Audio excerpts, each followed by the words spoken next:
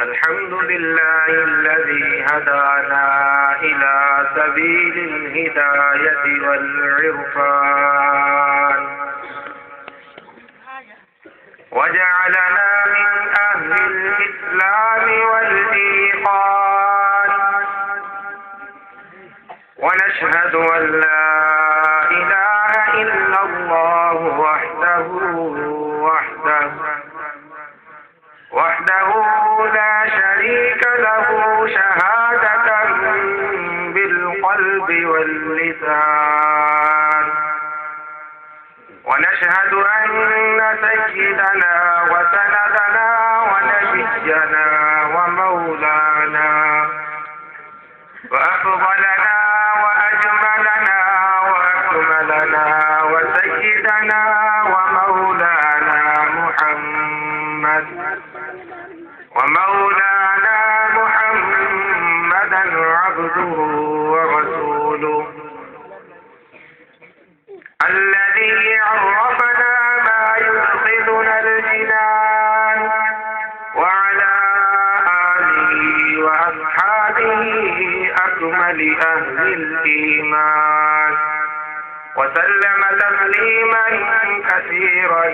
كثيرا أما بعد فأعوذ بالله من الشيطان الرجيم بسم الله الرحمن الرحيم ولقد يسرنا القرآن للذكر فهل من مدكر قال النبي صلى الله عليه وسلم اقرأوا القرآن فإنه يأتي يوم القيامة شفيعا لأصحابه أو كما قال صاحب القرآن صلى الله عليه وسلم صدق الله العلي العظيم وبلغنا على رسوله النبي الكريم الأمين ونحن على ذلك لمن الشاهدين والشاكرين والحمد لله رب العالمين بلغ العلا بكماله كشف الدجى بجماله حسنت جميع صالحه صلوا عليه وآله تمام حضرات عقیدت اور محبت کے ساتھ ایک مرتبہ درود پاک پڑھ لیں اللهم صل على محمد وعلى آل محمد كما صليت على إبراهيم وعلى آل إبراهيم إنك حميد مجيد اللهم بارك على محمد وعلى آل محمد كما باركت على إبراهيم وعلى آل إبراهيم إنك حميد مجيد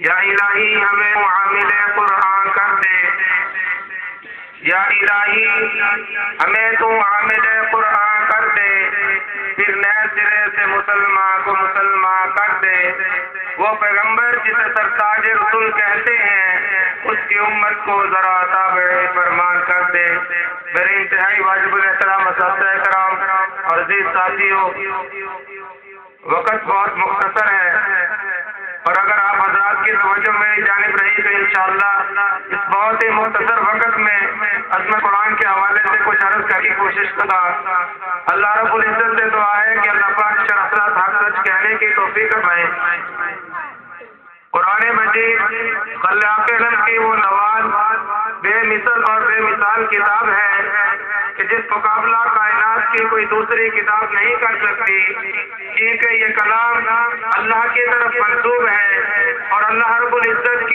ایسی ذات ہے کہ اس نیاز رب کے بے نیاز کلام کو قرآن کہتے ہیں اس رب کے عظمت والے کلام کو کہتے ہیں اس بلند رب کے بلندیوں والے کلام کو قرآن کہتے ہیں اس عظمتوں والے رب کے عظمتوں والے کلام کو قرآن اس رحمتوں والے رب رحموں والے کلام کو قرآن ہے اس وفا والے رب کے وفا والے کلام کو قرآن کہتے ہیں قرآن کا بے نیاز رب ہے کہ اس کو تعارف کائنات کسی کی نہیں ہے تو اپنا تعارف کے لیے انعام کی محتاج نہیں ہے جب وہ اپنا تعارف کرانے پہ آئے تو کبھی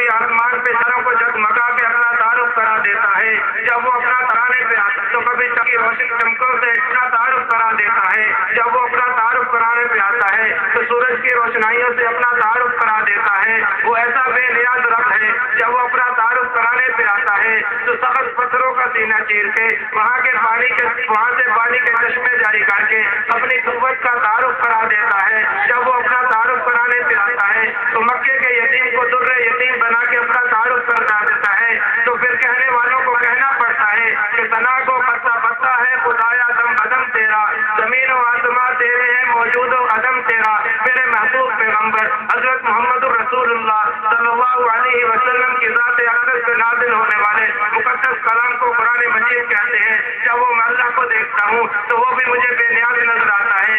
اس کو اپنے تعارف کے لیے کائنات میں کسی کی محتاجی نہیں ہے. جب میں اس کے کلام کو دیکھتا ہوں تو وہ بھی مجھے اپنے تعارف کے لیے وہ اپنے تعارف کے لیے کائنات میں کسی کا محتاج نظر نہیں آتا. میں پوچھتا ہوں اے اللہ، جب میں قرآن کے دامن سے وابستہ ہوتا ہوں تو میں پوچھتا ہوں اے قرآن، یہ بتا تیرا تعارف کون کرائے گا؟ لوگ اپنی کتابوں کے تعارف کے لیے اشتہارات اور پوسٹر چھپاتے ہیں. لوگ اپنی کتابوں کے تعارف کے لیے اخبارات میں اشتہارات دیتے ہیں. لوگ اپنی کتابوں کے تعارف کے لیے لوگوں کے ذریعے پبلسٹی کرتے ہیں. اے اللہ، یہ بتا، یہ تیرا پاک کلام ہے، اس کا تعارف کون کرائے؟ استاد کرائے یا شاگرد، پیر کرائے یا مرید، مولوی کرائے یا چھوٹا کرائے یا بڑا، کون کرائے؟ تو پھر قرآن کہتا ہے ارے تو نے مجھے کبھی پڑھا ہی نہیں ہے، کبھی مجھ سے گفتگو نہیں کہی، کبھی میرے پاس تو بیٹھ، میں اپنا تعارف بھی خود کراتا ہوں، اپنی تعریف بھی خود کراتا ہوں، اپنی عظمتیں بھی خود بیان کرتا ہوں. مجھے ضرورت نہیں ہے کہ کوئی دوسرا آ کے میرا تعارف کرائے. اپنا تعارف کرانے کے لیے اللہ کا کلام آپ ہی کافی ہے.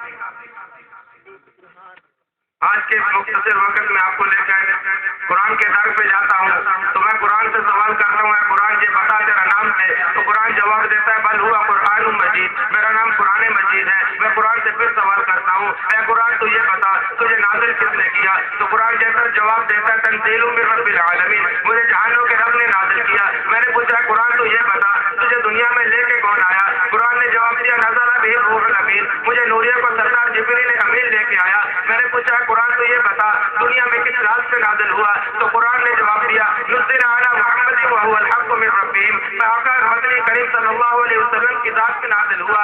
میں نے پوچھا قرآن تو یہ بتا جب تو نازل ہوا تو مہینہ کون سا تھا؟ قرآن نے جواب دیا شہر رمضان الذی انزل فیہ القرآن ھدی للناس، نزول قرآن کا مہینہ رمضان ہے. میں نے قرآن سے پھر سوال کیا اے قرآن تو یہ بتا جب تو نازل ہوا تو رات کون سی تھی؟ قرآن نے جواب دیا انا انزلناہ فی لیلۃ القدر، وہ لیلۃ القدر کی مقدس رات تھی. میں نے پوچھا قرآن تو یہ بتا تیری زبان کون سی ہے؟ قرآن نے جواب دیا بلسان عربی مبین. میں نے قرآن تو عربی، ہم پنجابی اور اردو، ہمیں تو تجھے سمجھ نہیں آئے گی، تجھے سمجھنے میں بڑی تکلیف ہوگی. قرآن نے کہا نہ وَلَقَدْ يَسَّرْنَا الْقُرْآنَ لِلذِّكْرِ فَهَلْ مِن مُدَّكِرٍ، اللہ کا کلام بڑی آسان کتاب ہے. میں نے کہا قرآن تو یہ بتا تیرا دنیا میں آنے کا مقصد کیا ہے؟ تو قرآن نے جواب دیا مجھے قوموں کی ہدایت کے لیے نازل کیا گیا ہے. میں نے پوچھا قرآن سب بتاتا ہے، یہ بتا تیری تاثیر کیسی؟ قرآن نے کہا میری تاثیر ایسی اگر میں پڑھا جاؤں تو عرب کے بدو زمانے کے امام بن جائے. میری تاثیر ایسی کہ جنات سنے تو یہ بھی کہنے پہ مجبور ہو جائیں انا جعلناہ قرآنا عربیا یہدی الی الرشد فآمنا بہ ولن نشرک بربنا احدا. ارے جنات نے کلمہ پڑھا قرآن کی برکت سے، عمر فاروق اعظم بنے تو قرآن کی برکت سے، ابو قحافہ کے بیٹا ابو بکر صدیق بنا تو قرآن کی برکت سے، عثمان ذی النورین بنے تو قرآن کی برکت سے، علی المرتضیٰ شیر خدا بنے تو قرآن کی برکت سے، حسنین کریمہ جنت کے پھول بنے تو قرآن کی برکت سے، معاویہ کو تصور اور سیاست کی امامت ملی تو قرآن کی برکت سے، اگر حمزہ سید الشہداء بنے تو قرآن کی برکت سے، اگر حنظلہ وزیر الملائکہ بنے تو قرآن کی برکت سے، اگر حبشے کا کالا بلال مؤذن رسول بنا تو قرآن کی برکت سے. پھر کہنے والے نے کیا خوب کہانا کہ جہاں میں انقلاب آیا ہے قرآن کی تلاوت سے، منور ہے جہاں قرآن کے نور صداقت سے. یہی وہ قرآن ہے جو محبوب خدا کے دل پہ اترا تھا، ہدایت بن کے آیا تھا، زمانے بھر میں چلتا تھا.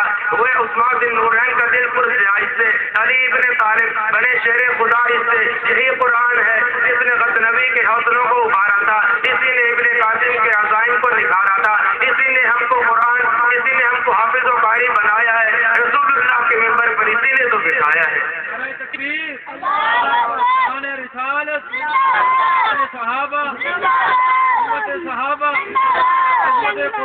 قرآن مجید ایسی لاغیر کتاب ہے جو اس سے جڑا. علامہ اقبال نے کیا خوب کہا کہ کرتی ہے دو عالم سے بیگانہ دل کو عجب چیز ہے یہ لذت آشنائی۔ لذت آشنائی کا مطلب ہے تعلق، قربت، اور جسے تعلق قرآن نصیب ہو جائے، جسے قربت قرآن نصیب ہو جائے۔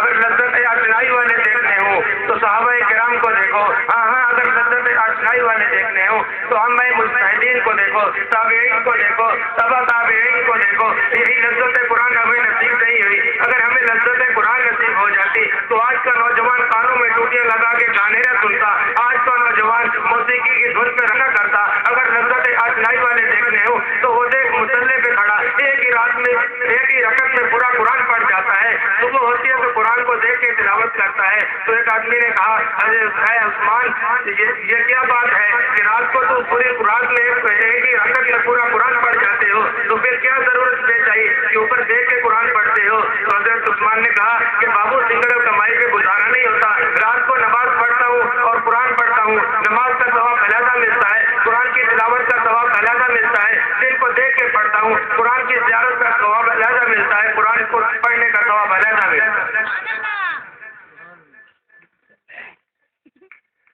حضرت فاطمہ الزہرا رضی اللہ تعالی عنہ ایک ہی رات میں نماز شروع کی۔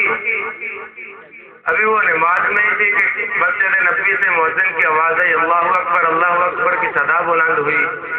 تو جلدی جلدی اپنی 2 رکعتیں پوری کی اور بڑے شکوے بھرے انداز میں کہنے لگی، اللہ ابھی تیری رات اتنی چھوٹی ہو گئی ہے کہ عائشہ کی فاطمہ کی 2 رکعتیں نہیں پوری ہو سکتی۔ اللہ رب العزت سے دعا ہے کہ اللہ پاک ہمیں عشاق قرآن بنائے۔ اور آخری بات،